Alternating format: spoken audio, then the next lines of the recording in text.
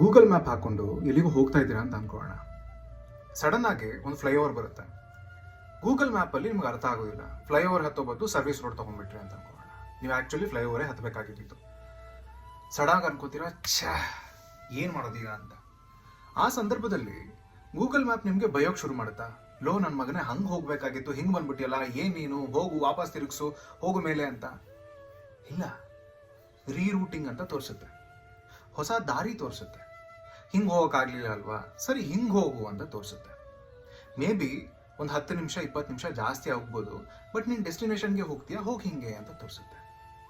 ನಿಮ್ಮ ಜೀವನದಲ್ಲೂ ಹೀಗೇನೆ.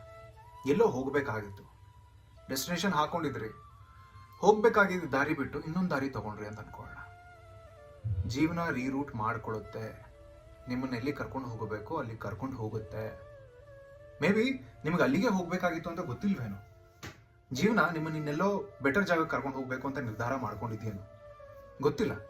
ಆದರೆ ಡೆಸ್ಟಿನೇಷನ್ ಅಂತ ಇದ್ದ ಮೇಲೆ ಗೂಗಲ್ ಮ್ಯಾಪ್ ಥರನೇ ಜೀವನ ನಿಮ್ಮನ್ನ ಬ್ಲೇಮ್ ಮಾಡೋದಿಲ್ಲ, ಹೊಸ ದಾರಿ ತೋರಿಸುತ್ತೆ. ಆ ದಾರಿಯಲ್ಲಿ ಹೋಗೋದಕ್ಕೆ ನೀವು ನಿರ್ಧಾರ ಮಾಡಬೇಕು, ದಾರಿಯಲ್ಲಿ ಹೋಗಬೇಕು. ಅಯ್ಯಯ್ಯೋ ನಾನು ತಪ್ಪು ದಾರಿ ತೊಗೊಂಡ್ಬಿಟ್ಟೆ ಅಂತ ನಿಮ್ಮನ್ನು ನೀವೇ ಬೈಕೊಂತ ಇದ್ರೆ ಮತ್ತೆ ಮತ್ತೆ ದಾರಿ ಮಿಸ್ ಮಾಡ್ಕೊಳ್ತಾ ಹೋಗ್ತೀರಾ. ಅದು ಮತ್ತೆ ಮತ್ತೆ ರೀರೂಟ್ ಆಗ್ತಾನೆ ಹೋಗುತ್ತೆ. ನೀವು ಡೆಸ್ಟಿನೇಷನ್ ತಲುಪೋದು ತಡ ಆಗ್ತಾನೆ ಹೋಗುತ್ತೆ. ಯೋಚನೆ ಮಾಡಿ.